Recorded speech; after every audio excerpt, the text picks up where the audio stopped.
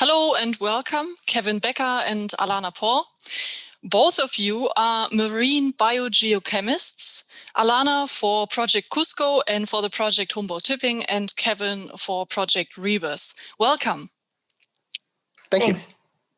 So this topic today is a bit, I'd say, complicated, because I think it is quite normal in any job. Then one has to be a team player to a certain extent, but also be a bit competitive and, of course, think of one's own career. I think that's just normal. I recognized in science, though, that it is somewhat more complicated. It seems to be like people supposedly should work a lot together. They go on research expeditions, they have to exchange data in order for publications to make sense or to even be possible.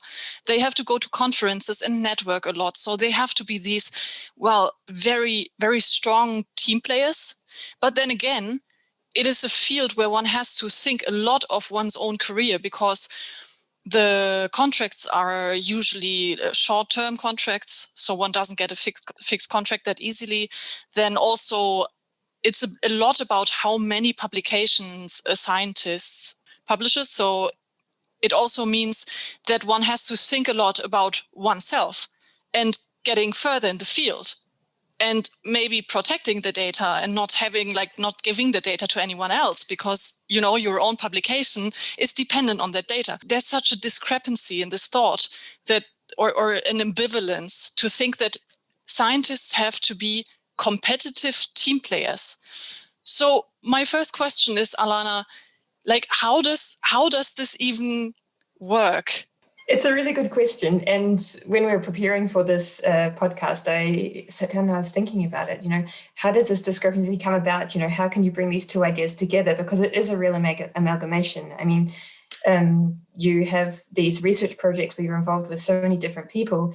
And at the end, you're often the driving force behind these papers that come out. And there is a competitive streak, I guess, to be the first to publish the coolest results. And so sometimes there is this desire to kind of keep the data to yourself, like you were mentioning. But on the other hand, to move the scientific field forward, you do need to share and be a real team player for the advancements of science. So it is a bit of a dichotomy, I guess you could call it at times. I don't know if that's a general feeling, but it's kind of how I see it, yeah. Yeah, I actually agree with all. It's a kind of probably a balance that you have to make there between being competitive and staying in science as long as you can, and at the same time, of course, you want to share your results and the things that you mentioned, going on cruises, going to conferences, and share your ideas and also your data. That's probably I feel the most fun part of science, and I like to share all the data I have with most of the people. Of course, you always need to think about, well, do I really want to share these unpublished results here, because sometimes other groups are working on that too. But I think that's what science really is about: to share your ideas, to share your data, and to discuss your science with others to really make progress in the field. Seems like a very difficult balance to do, because I would never really know, can I talk about this or not? Am I giving away my unpublished results and somebody else will put them into a paper and then kind of steal them away from me? Isn't that a lot of pressure you constantly have to endure in order to find the right balance? I think in general, bro, there are ethical standards too, right? And, of course, there are also moral rights, for example. So if you, share your ideas, I don't really think about this person then, just like you're saying, stealing it or something and putting it into a paper. I think most of it is about communication. And usually if you're in the field for long enough, you know the people, you know each other quite well. So most times I'd say I openly share my ideas, and I don't feel this being a burden to be competitive. I mean, that's part of the game in science. And when I started in science, of course, you have to learn about all these things, and you have to learn what to share at a conference, and how to make your CV also be good, right? You have to work hard and work a lot to get there and to stay in science. But it's also a passion, and it's fun, and so I don't really think that it is too difficult to combine being competitive and also being successful. I always wonder if one has an advantage when choosing one side over the other, because to me it seems like one usually has rather the team player side within oneself, or maybe rather the competitive side within oneself. And I don't know, maybe it's the way you just described, and you can just learn both sides a bit when being in science, and you just have to learn them, and otherwise you'll just, leave science probably. But is it beneficial to have one more than the other? Yeah, I mean, you need to be competitive. I think that's the same for any career that you choose. I mean, when you rise to the top, there is, I guess, a competitive streak in all of us to some degree. You want to achieve, you want to, make your way. But at the same time, this team aspect is so essential to being a successful scientist and working together and learning from each other. And that you need to have the right balance between the two characteristics. So if I was, let's say, a pure team player, could I even succeed in science? I think that's difficult. I think you need to be a little bit competitive too. So otherwise it just wouldn't work, because, you want to be visible. Of course, as a team player, that's it's good if you're a good team player, but you need to be self-confident too, to share your ideas and thoughts, and also put it into a paper. I mean, that's the currency that we have in science, right? So we must publish to be successful. That's as I mentioned earlier, that's part of the game, but also that's also the fun part. But there are always scientists that don't really like to write papers too much, so they publish less, but they can still be successful in science. I mean, it depends a little bit on the career you want to pursue. You don't, it's difficult, but you can still probably do that, right? I also wonder a bit, if competitiveness is such a big part of science, is that something that one also sees then in real, like in life outside of science?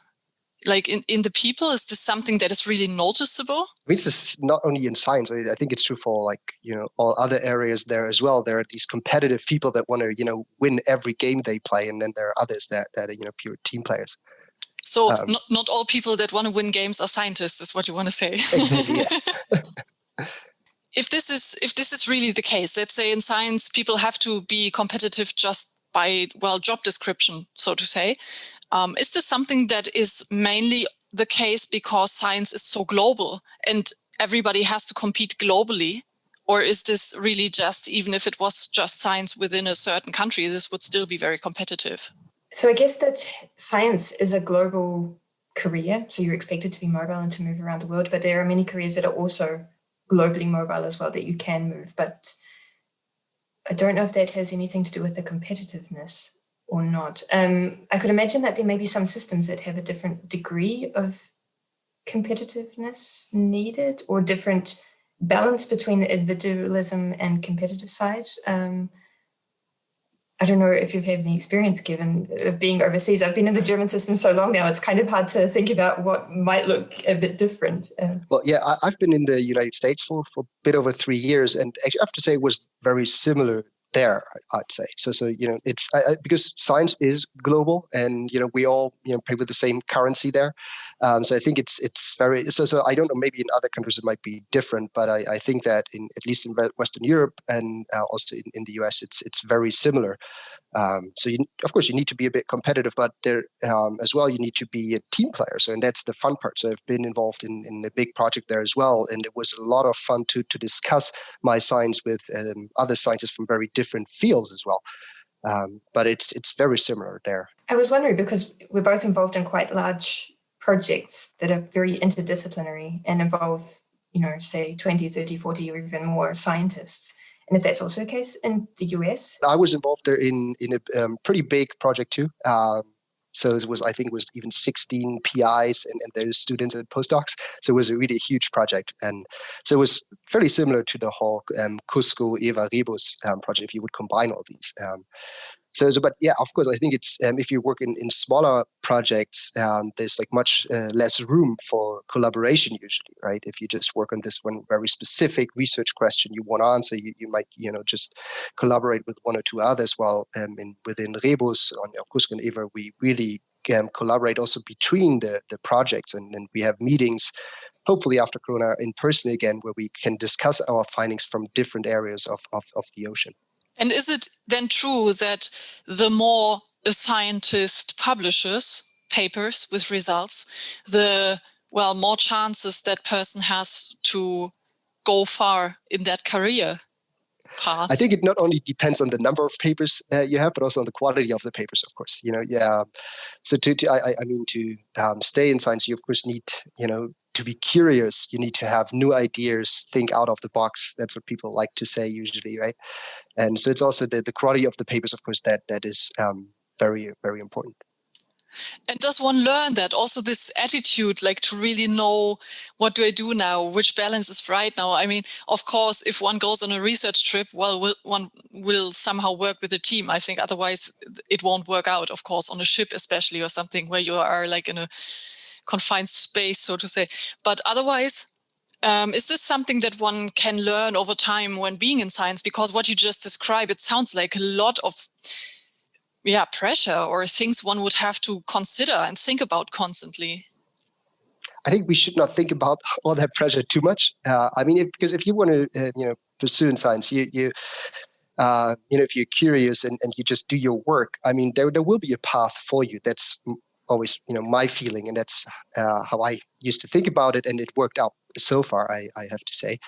And of course, you need to be, a good team player, especially as you mentioned on expeditions. But during these expeditions, usually new ideas come up, because then you just discuss that with your peers. You can even plan experiments during cruises, for example, and then you just discuss a new hypothesis and generate new data, even during a cruise or something like that. So I think this is actually the perfect place to come up with new ideas. That's assuming you have the time to do that as well, to have the flexibility. It's sometimes not so easy. You have these ideas, but you can't follow through with them, right? Exactly. Yeah, you just can't sleep much during cruises anyways. That's true. And it's interesting, I think, that you were mentioning outside of the box, that often these interdisciplinarity, or these overlap between the different fields, where you can bring two distinct fields together and find where they kind of overlap, or maybe move the field forward, is where these new ideas can often arise, and that you need to have other people around you who are sharing their ideas and working with you on this. So that's definitely a team player activity, I would say, rather than an individual activity.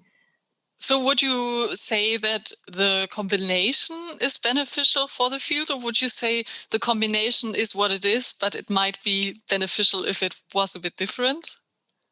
I think you need to be good at both. You need to be competitive and you need to be a good team player. That's what makes you successful, I'd say. And does it benefit the science itself? I think there it depends on the degree of competitiveness, right?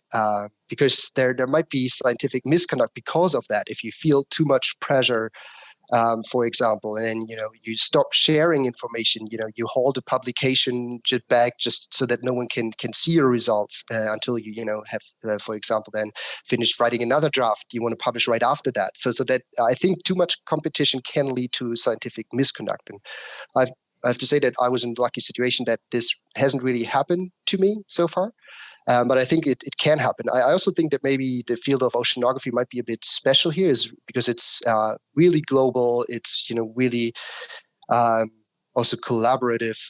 I would say there might be other areas where it might be different. So in preparation for this podcast, I also did some reading, and there are some articles out there that talk about this a lot, and that many early career scientists are really unhappy about their situation because they're afraid that other people might steal their ideas. They don't want to share things. But I haven't had this feeling also at GEOMAR, so during my career in general.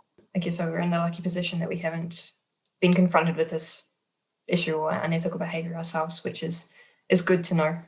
And would you say, to both of you, that a purely competitive person could still bring it far in science? Because maybe the field the job makes it very possible to be purely competitive and really not care too much for others. Well, I think a lot is about reputation, right? So you have a scientific reputation. So if you publish good papers and a lot of papers and you don't care about others, well, that's one part of the reputation. But there's also this part, if you're not a good team player, that will be part of your reputation there as well. You can probably make it far, but depends on if you want to be part of that community or not, right?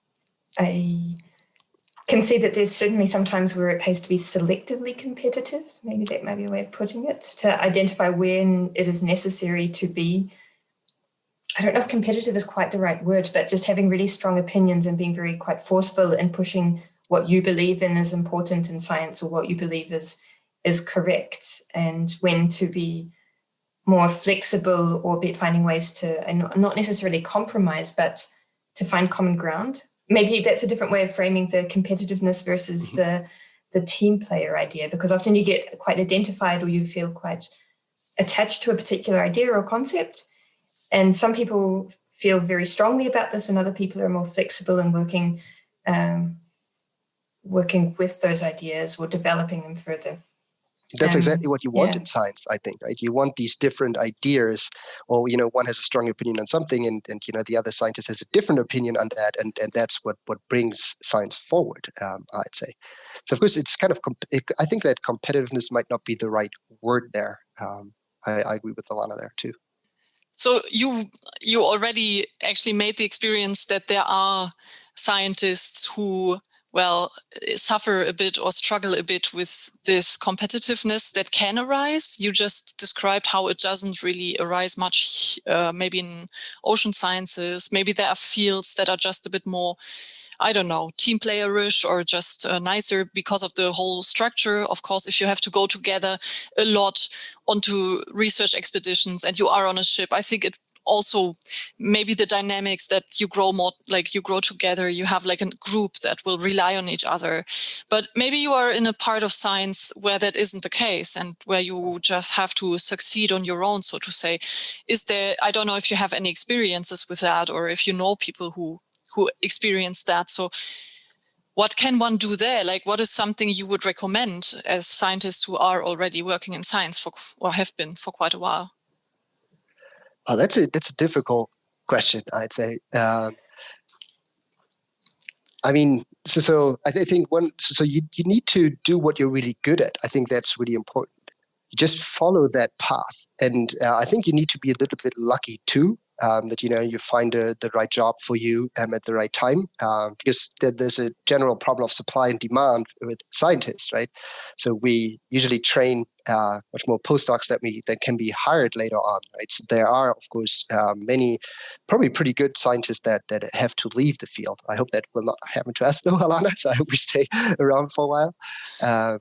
But I think that's also part of the game, and that's in other fields as well, not only in science or academia in general, right? Yes, I had some friends that were trained as accountants and worked for some of the big four companies, and the kind of pressure that they had to be productive. I guess there it was individual productiveness that counted, and maybe not your own creativity and your own ideas that you would bring to the table, that they are then not judged by, or that was the basis of promotion. But that is maybe one distinct difference to science. So a scientific career versus outside, that you bring your own creativity and your own ideas, and you need to be productive with that.